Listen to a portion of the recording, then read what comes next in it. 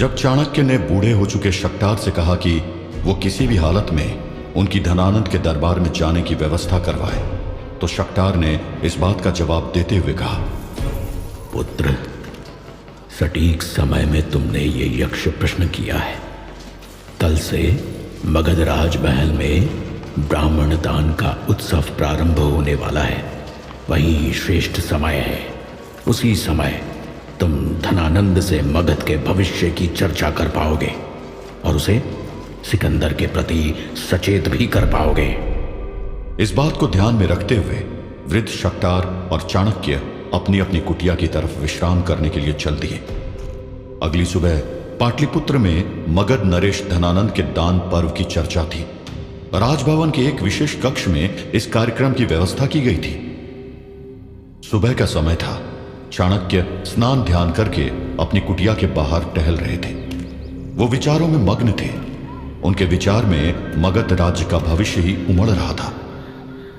चाणक्य सोच विचार कर ही रहे थे कि तभी कुटिया के बाहर किसी रथ के रुकने की आवाज आई तो चाणक्य की ध्यान अवस्था भंग हुई। चाणक्य ने देखा तो शक्तार रथ से उतरकर उनकी तरफ चले आ रहे थे। प्रणाम पूजनीय शक्तार, मैं आपके लिए ही प्रतीक्षारत था। सदा प्रसन्नतापूर्ण रहो पुत्र। मेरे आगमन के साथ ही तुम्हारी ध्यान मग्न विचारधारा भंग हुई है। अब विलंब मत करो, चलो रथ की तरफ। जैसे ही रथ ने मगध राजधानी पाटलिपुत्र की सीमा में प्रवेश किया तो चाणक्य उसकी भव्यता को देखकर चकित हो उठे। थोड़ी दूर जाने के बाद नगर क्षेत्र आरंभ हो गया। विशाल पथ, सुंदर अट्टालिकाएं, जगह जगह भव्यता को प्रदर्शित करते हुए विश्राम कक्ष को देखकर चाणक्य के मुख से कुछ शब्द निकल गए। अहो भाग्य हमारे, धनानंद का मगध राज्य तो अति समृद्ध है। अगर इस राज्य की बागडोर किसी कुशल युवराज या महाराज के हाथ में होती तो यहां की प्रजा के ऊपर दुखों का पहाड़ न टूट रहा होता। पुत्र चाणक्य, प्रतीत हो रहा है कि तुम्हारी बातों को आकाश अंबर ने भी सुन लिया है, इसलिए हवाओं ने भी अपना रास्ता बदल दिया है। तुम्हारी बात सुनकर मेरे मन में एक प्रश्न उमड़ रहा है। प्रश्न? पूछिए गुरुदेव। धनानंद के दरबार में पूछने से पहले मैं उस प्रश्न का यथा सामर्थ्य उत्तर देने का प्रयत्न करूंगा।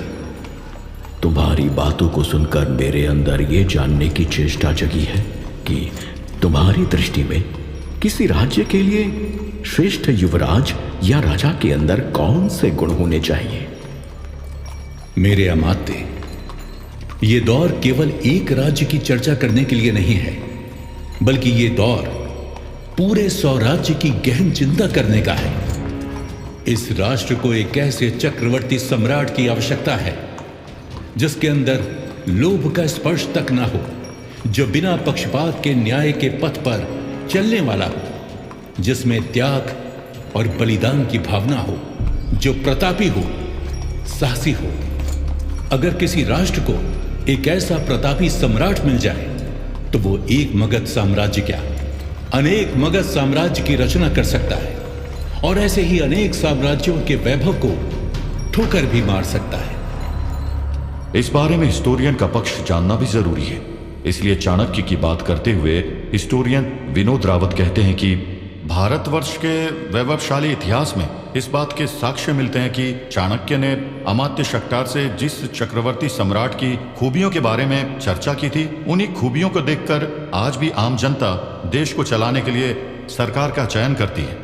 इसी के साथ चाणक्य ने अमात्य शक्तार से चक्रवर्ती सम्राट को लेकर कहा था कि राष्ट्र को एक ऐसे सम्राट की आवश्यकता है जो कभी कठोर तो कभी कोमल रहकर जनता को सही नीति पर चलना सिखाए।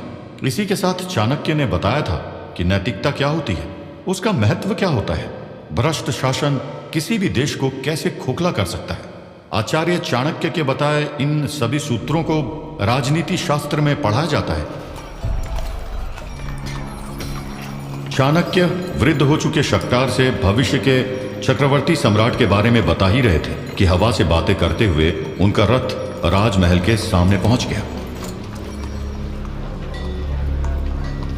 चाणक्य रथ में सवार होकर मगध राजमहल के पास पहुंचे थे।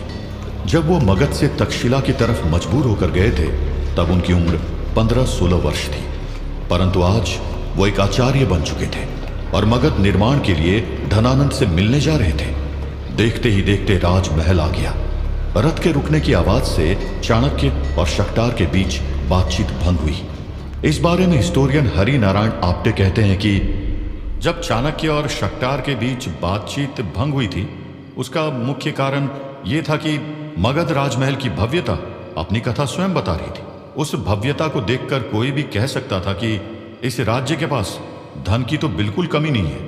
फिर भी वहां की प्रजा क्रूर शासक को सहन कर रही थी। उस दौर का मगध राजमहल लाल और सफेद पत्थरों से बना हुआ था। उस तरह के नक्काशी आज भी बड़ी बड़ी मॉडर्न बिल्डिंग्स में देखने को नहीं मिलती।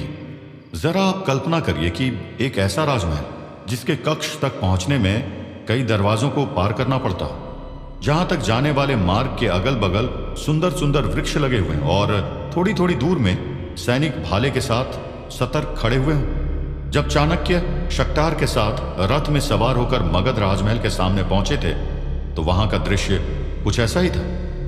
उस दृश्य को देखते हुए चाणक्य और शक्टार ने राजमहल में प्रवेश किया। राज दरबार में खड़े सैनिकों ने शक्टार का अभिवादन किया। प्रणाम पूर्व गुरुदेव अमात्य शक्तार की जय हो। गुरुदेव अमात्य शक्तार की जय हो। गुरुदेव अमात्य शक्तार की जय हो। गुरुदेव अमात्य शक्तार की जय हो। सभी सैनिक गण खुश रहिए। आज हमारे साथ तक्षशिला विश्वविद्यालय के प्रसिद्ध आचार्य चाणक्य स्वयं इस दरबार में पधारे हैं। प्रणाम आचार्य चाणक्य। आचार्य चाणक्य की जय हो। आचार्य चाणक्य की जय हो। आचार्य चाणक्य की जय हो। आचार्य चाणक्य की जय हो। आइए आचार्य चाणक्य, आप इस दरबार के लिए विशेष अतिथि हैं, इसलिए अतिथियों की पंक्ति में अपना आसन ग्रहण करिए। राज दरबार में शक्टार ने चाणक्य को विशेष अतिथियों वाली पंक्ति में बिठा दिया और खुद जाकर अतिथियों के साथ अलग आसन पर बैठ गए। चाणक्य ने अपना स्थान ग्रहण करने के बाद देखा कि दरबार की व्यवस्था सुंदर परिधानों में सजी अल्प आयु यानी कम उम्र की लड़कियां कर रही है। राज दरबार को देखकर ऐसा लग रहा था जैसे यहां लोभ और व्यास का कर्म कांड चलता है। चाणक्य ने देखा कि राज दरबार में कुछ ऐसे भी अतिथि बैठे थे जो लड़कियों की सुंदरता की तरफ आकर्षित हो रहे थे। इस व्यवस्था को देखकर चाणक्य को एहसास हो चुका है कि ये राज्य सिकंदर के हमले के लिए तैयार नहीं है। कुछ समय पश्चात तेज आवाज में अपने भाले को पटकते हुए दरबारी सैनिक ने आवाज लगाई, सुनो सुनो सुनो, सावधान! मगध के शक्तिशाली, महाविद्वान, महामान्य श्री अमात्य राक्षस पधार रहे हैं। अमात्य राक्षस पर उम्र का प्रभाव बिल्कुल नजर नहीं आ रहा था। ऊंची देह, ऊंचा मस्तक, लंबे बाल, तेजस्वी आंखें, राजसी परिधान पहने हुए गर्व के साथ अमात्य राक्षस महाराज धनानंद के आसन के बिल्कुल पास आकर खड़े हुए और कहा, मैं इस विशाल साम्राज्य मगध का मुखिया अमात्य राक्षस आप सभी गण का अभिनंदन और स्वागत करता हूं। कुछ क्षण पश्चात ही दरबारी सैनिक ने एक बार दोबारा घोषणा की, राज्य शिरोमणि मगधपति महाराज धनानंद के शूरवीर सुपुत्र युवराज पब्बता पधार रहे हैं। सभी अतिथिगण विशाल मगध के भावी महाराज और अभी वर्तमान में युवराज पब्बता का नामन स्वीकार करें। मगध साम्राज्य के अमात्य राक्षस, आज ब्राह्मण दान पर्व है। क्या आज भी तुम्हारे महाराज और हमारे पिता श्री धनानंद दरबार में विलंब से आएंगे? युवराज, ऐसा कतई भी नहीं है। मगध महाराज अति शीघ्र ही दरबार में पधारने वाले हैं। दरबारी सैनिक, मगध महाराज के दरबार में आने की तैयारी शुरू करो। उनके पधारने की घोषणा मैं स्वयं करूंगा। त्याग और बलिदान के पथ पर चलने वाले लाखों लोगों के पथ प्रदर्शक, विशाल मगध साम्राज्य के अन्नदाता, राज्य शिरोमणि मगधापति महाराज धनानंद स्वयं पधार रहे हैं। मगधापति महाराज धनानंद की जय हो। महाराज धनानंद की जय हो। महाराज धनानंद की जय हो।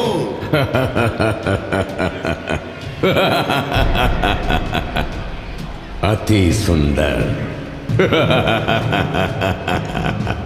अति सुंदर। मगध महाराज धनानंद की इस क्रूर हंसी के बाद आचार्य चाणक्य की जिंदगी में एक तूफान आने वाला था। आखिर क्या था वो तूफान जिसने लिया था ऐतिहासिक प्रतिज्ञा का रूप? जानने के लिए मिलते हैं अगले एपिसोड में।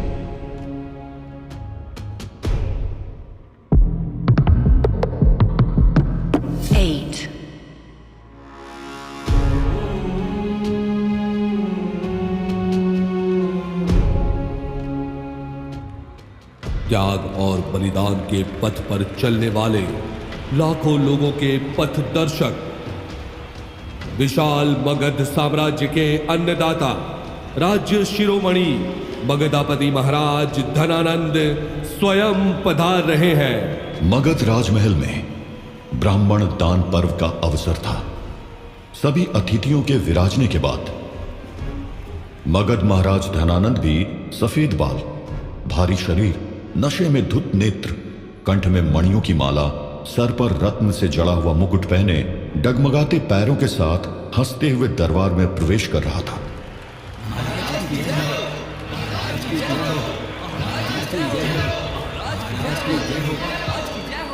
राज दरबार में धनानंद की हंसी गूंज रही थी। अति सुंदर अमात्य राक्षस, स्वर्ण मुद्राओं के साथ सुंदर कन्याओं की भी व्यवस्था कर रखी है तुमने। अति सुंदर, अति सुंदर। जी महाराज, सब आपकी कृपा है। मगध साम्राज्य में आज ब्राह्मण दान का उत्सव है। इस उपलक्ष्य में इतनी व्यवस्था तो बस सागर में समाहित एक बूंद के समान ही है महाराज।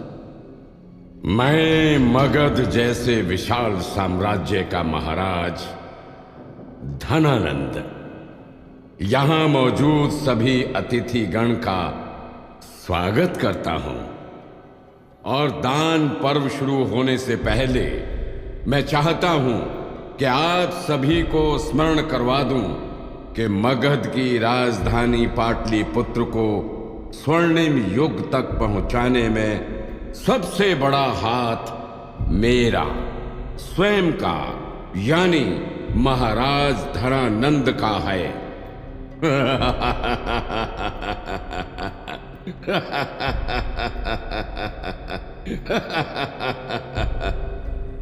अमात्य राक्षस। जी महाराज, आज्ञा दीजिए। मगध साम्राज्य में इतने बड़े दान पर्व का अवसर है, क्या तुमने इस शुभ अवसर के उपलक्ष्य में सुंदर नर्तकी की व्यवस्था नहीं की है? यह हमारी आज्ञा है कि दान पर्व शुरू होने से पहले हमारे सामने नृत्य कला का प्रदर्शन किया जाए। जी महाराज, जैसी आपकी आज्ञा। धनानंद के आदेश के बाद एक सुंदर नर्तकी ने राज दरबार में प्रवेश किया। सबसे पहले उसने स्वर्ण पात्र यानी सोने के ग्लास में मदिरा डालकर धनानंद की तरफ बढ़ाई। धनानंद ने जैसे ही मदिरा का ग्लास पकड़ा, राज दरबार में ढोलक और शहनाई की ताल ध्वनि गूंजने लगी। नर्तकी नृत्य शुरू करने ही वाली थी कि धनानंद ने राज दरबार में जोर से कहा, सुंदर कन्या पूर्णिमा के चंद्रमा की तरह तेरा मुखमंडल दमक रहा है। मधु से भरे हुए तेरे नयन सौंदर्यता की परिकाष्ठा को पार कर रहे हैं। तेरे उभरे हुए पुष्ट नितंब सभी को आकर्षित करने के लिए पर्याप्त हैं। मैं अपनी भावनाओं में और ज्यादा बह जाऊं कि उससे पहले नृत्य कला शुरू की जाए। धनानंद के क्रूर हंसी के बाद सुंदर नर्तकी ने राज दरबार के चिकने तल पर नृत्य करना शुरू कर दिया। नर्तकी को नृत्य करते हुए देखकर ऐसा लग रहा था कि मानो कोई मछली चिकने तल पर तड़प रही हो। पर्याप्त नृत्य करने के बाद जब वो थक गई तो महाराज धनानंद को प्रणाम करते हुए कहा, प्रणाम महाराज, कृपा करके अब नृत्य समाप्त करने की घोषणा कर दीजिए और मुझे प्रस्थान करने की आज्ञा प्रदान कीजिए। नृत्य कला को विश्राम दिया जाए। इस सुंदर कन्या के सामने एक स्वर्ण मुद्राओं से भरी थाली उछाल दी जाए। साथ ही इसे हमारे शयन कक्ष की तरफ प्रस्थान कराया जाए। नृत्य समाप्त होते ही सबको ऐसा लग रहा था मानो वो नींद में देख रहे किसी सपने के टूटने के बाद जगे हों। धनानंद ने नर्तकी के ऊपर क्रूर हंसी से हंसते हुए स्वर्ण मुद्राओं से भरी हुई थैली उछाल दी। इस पूरी घटना के साक्षी अतिथियों के साथ बैठे चाणक्य बन रहे थे।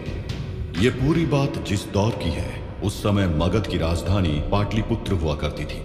पाटलिपुत्र के बारे में कुछ इंटरेस्टिंग फैक्ट्स हैं जिनके बारे में हम सभी को पता होना जरूरी है। जैसे कि पाटलिपुत्र को ही पहले पुष्पपुर नाम से जाना जाता था।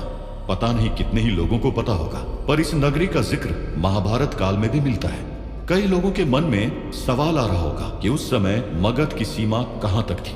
इस बारे में आपको बता दें कि मगध आज के दौर के पटना और गया का इलाका है। सिकंदर के आक्रमण के समय मगध की सीमा गंगा से यमुना यानी कि मथुरा तक फैली हुई थी। इस बात से भी कोई नहीं मुकर सकता है कि उस समय मगध के पास बड़ी सेना हुआ करती थी, लेकिन उस सेना को चलाने वाला शासक ऐसा था जिसके पास काबिलियत के नाम पर बस एक घमंड सा पहाड़ हुआ करता था। इस पूरे घटनाक्रम को अतिथि पंक्ति में बैठे चाणक्य तीखी और जलती हुई आंखों से देख रहे थे। उनका क्रोध उनके चेहरे पर साफ तौर पर नजर आ रहा था। इसी दौरान वो सोच रहे थे कि क्या इस रास विलास प्रेमी मदिरा में डूबे महाराजा के हाथ में मगध का साम्राज्य सुरक्षित है। यदि सिकंदर मगध साम्राज्य के ऊपर हमला कर देता है तो क्या ऐसे महाराज के वश में उस तूफान को रोक पाना भी संभव है? जब आम्बी जैसे राजा सिकंदर के वश में आ चुके हैं, तब मगध साम्राज्य धनानंद के हाथों में कितना सुरक्षित है? अगर हम धनानंद की बात करें तो धनानंद को हिरण्यगुप्त भी कहा जाता है। ऐसा इसलिए क्योंकि धनानंद ने दूर दूर के राज्यों में अपनी अच्छी इमेज बनाकर रखी हुई थी। दूर दूर के राज्यों के लोग उसे दानी और शूरवीर समझा करते थे, लेकिन रियलिटी ऐसी नहीं थी।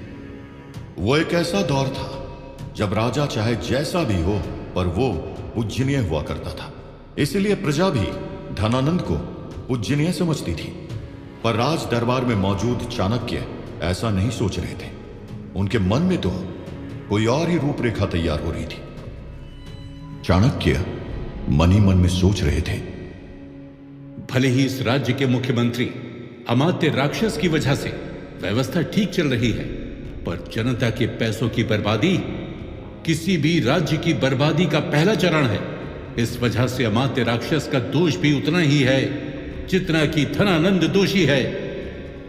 राज दरबार के अंदर नशे में धुत धनानंद को देखकर चाणक्य क्रोधित तो थे ही, साथ ही साथ अपने मन में ये सब बातें सोच ही रहे थे कि उनके कानों में धनानंद की जोर से आवाज सुनाई दी, ब्राह्मणों सुनो, मेरे राज्य में धन की कोई कमी नहीं है। संपत्ति की वर्षा हो रही है। यह सब इसलिए हो रहा है क्योंकि महाराज धनानंद अत्यंत सामर्थ्यवान और शक्तिशाली महाराज है। मेरे यहां स्वयं कुबेर विराजमान है, परंतु धनानंद दान देना भी जानता है और आज दान पर्व के अवसर पर सभी ब्राह्मणों को दान दिया जाएगा। महामंत्री अमात्य राक्षस। जी महाराज, आज्ञा दीजिए। ब्राह्मणों को नाम लेकर बुलाओ। उन्हें मैं स्वर्ण अशर्फियां दान में दूंगा। उन्हें भी तो ज्ञात होना चाहिए कि आखिर धनानंद कौन है।